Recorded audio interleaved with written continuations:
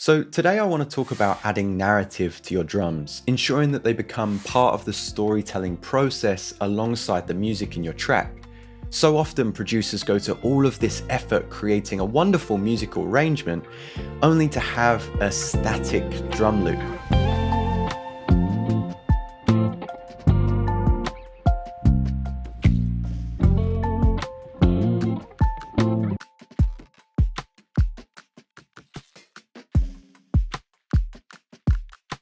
Today I'm going to use a kind of lo-fi track as an example, as I think the quieter genres like chill hop or more repetitive hip hop tracks are harder for folks to build a dynamic, interesting drum track that evolves over time. I think the first point we should address, which might help you visualize adding a more playful drum track, is thinking about the elements of your tracks like band members. When a band performs together, they lock in and follow each other's cues.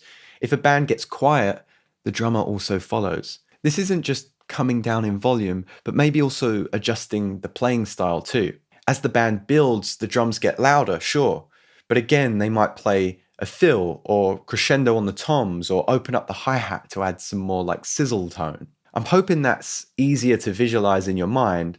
Now let's try and replicate some of these things in the electronic world and see what changes we need to make when an obnoxious drum fill has no place in this song. Analyzing your track is going to be super important. This is a song I made with Bad at Math, and we teased it last week. It's got some really playful guitar, but still sits in this kind of lo-fi beats neo-soul setting.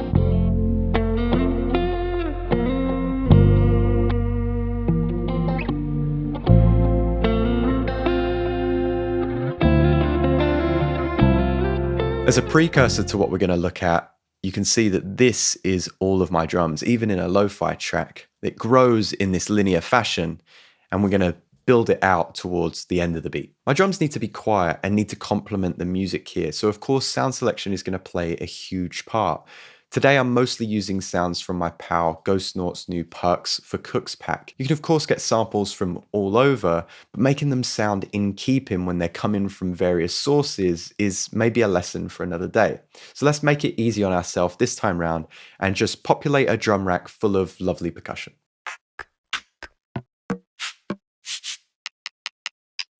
I think this is available at Tracklib, by the way, and there's loads of great sounds in here, so I'll leave it in the description. Before we start peppering in the percussion, I'm actually going to gravitate towards a rim shot or a brush stroke because we've got a very quiet track, right? So we want that over a fat snare hit for now. I can also keep my kicks to a minimum. So you can see at the start of this track, the rim shot is just playing a pulse, but the kick won't come in for another 8 bars. When it does enter, I keep it much simpler in these 16 bars than the 16 bars that follow when we can add more accents.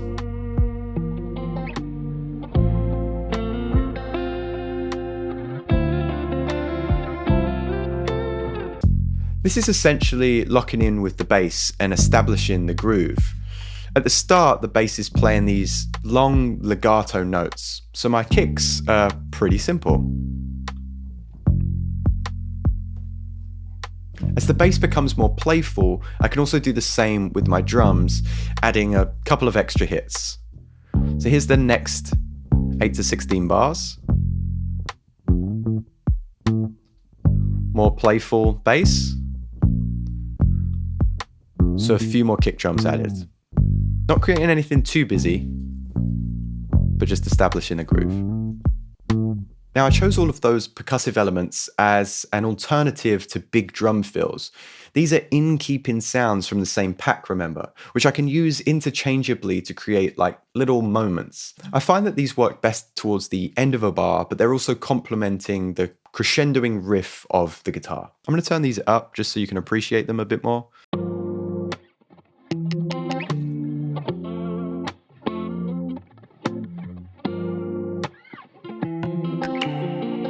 The same can be said for the hi-hat. When the kick enters, I don't want that hi-hat to come in super loud, super straight from the start, so we can be playful with that too. I try to find a hi-hat loop that has a combination of loud and soft dynamics. Ghost Naught has something that is perfect here.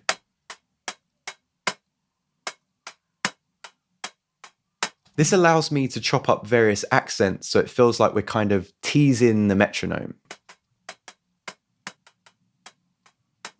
And how does that sound in the mix with other elements? Let's add the guitar and bass and the rim shot and percussion.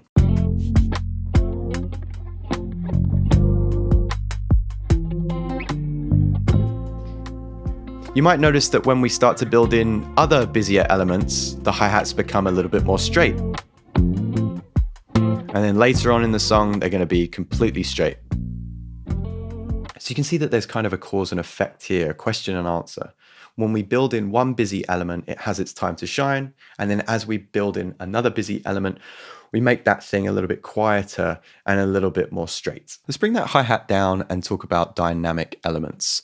Dynamic hits are something that's heard so often in popular music. It's normally a clap that falls on every other rim shot or snare drum. In electronic music, you can be more experimental with textures or reverbious percussion. However, I'll also use that clap trick a little bit later on. So I have this textural layer on every fourth hit, and I'll turn that one up so you can appreciate it.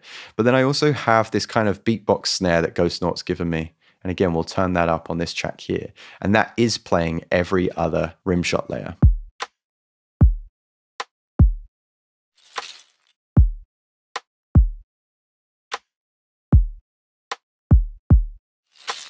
The next part's really cool. I love adding ghost notes in my drum tracks. I think it's something that makes your groove sound really human.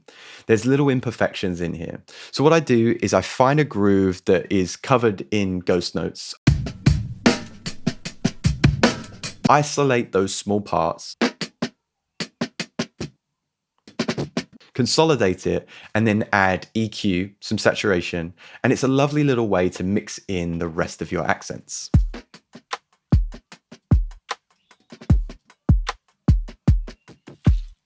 There's no better way to release a collaboration, in my opinion, than on DistroKid. It ensures that your song will be put on each other's platforms, but it's also the easiest way to share the revenue with their splits tool. You hit splits, put in your collaborator's email, and then how much of the revenue they're going to share.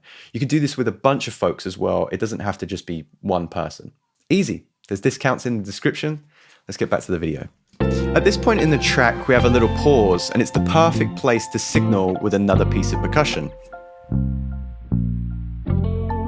And I've just gone with a quick drum roll.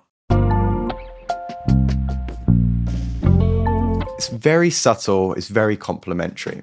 To add more excitement after that quick pause, we're adding another small percussive loop with the claves. This tells the listener, hey, this track is still building, stay with us. So we'll turn that back down and add the rest of the drums. So this is before the pause. So right here we've built in kind of the ghost note kit, pause, and then a new piece of percussion here as well. I'm not sure if you noticed, but after our first pause, we have another just here.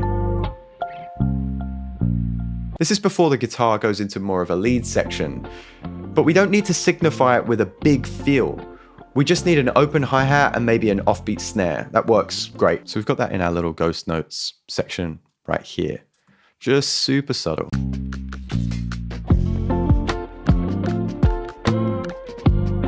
I've also started building in the snare, which is what we're going to hear later. I've taken the snare down in volume, almost right down to its transient 2 with the warp beats forward method, taking this down to 13. With it up full, it sounds like this. But taking that down just makes it a little click. I've still got the rim shot there, and this replicates more of a cross-stick sound on an acoustic kit, I guess. But the main reason for this is I'm building it into the sound selection so that the listener becomes more accustomed to it later on. It's a little kind of audio illusion.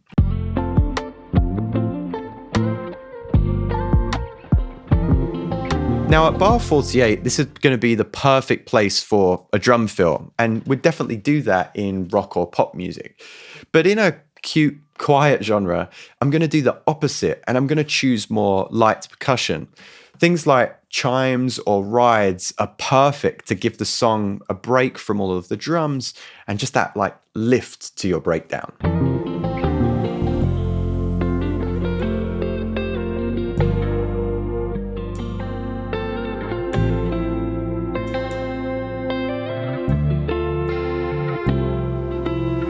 At the main drop of this song, the ghost note tracks become a little bit more busy.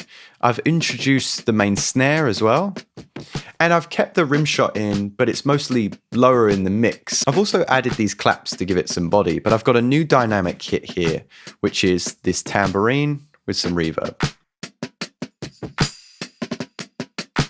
I'm going to bring everything back into the mix and then put the drums at its regular volume so you can appreciate it.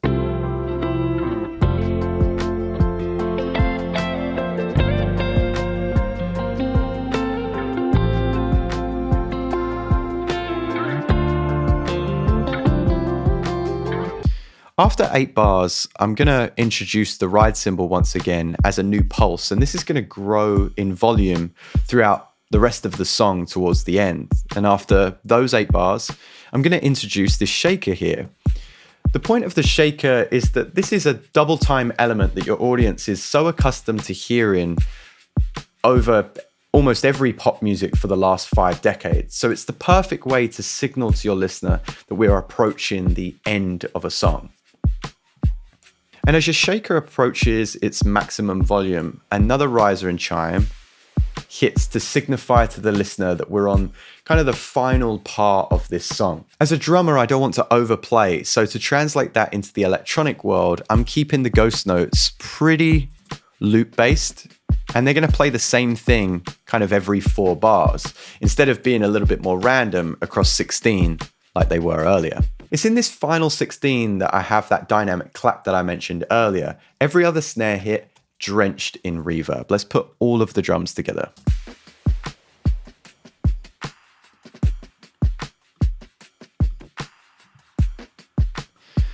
Like I said, drenched in reverb, EQ'd, but I also add a line delay so that this little dynamic clap is a little bit wider.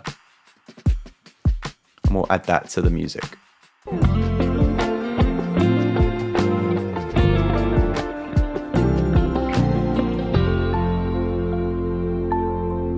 You can get the full breakdown to this track and the stems over at the Patreon, but let me know if this was helpful and what you'd like to see in future. Thanks as always for swinging by, and I'll see you next time.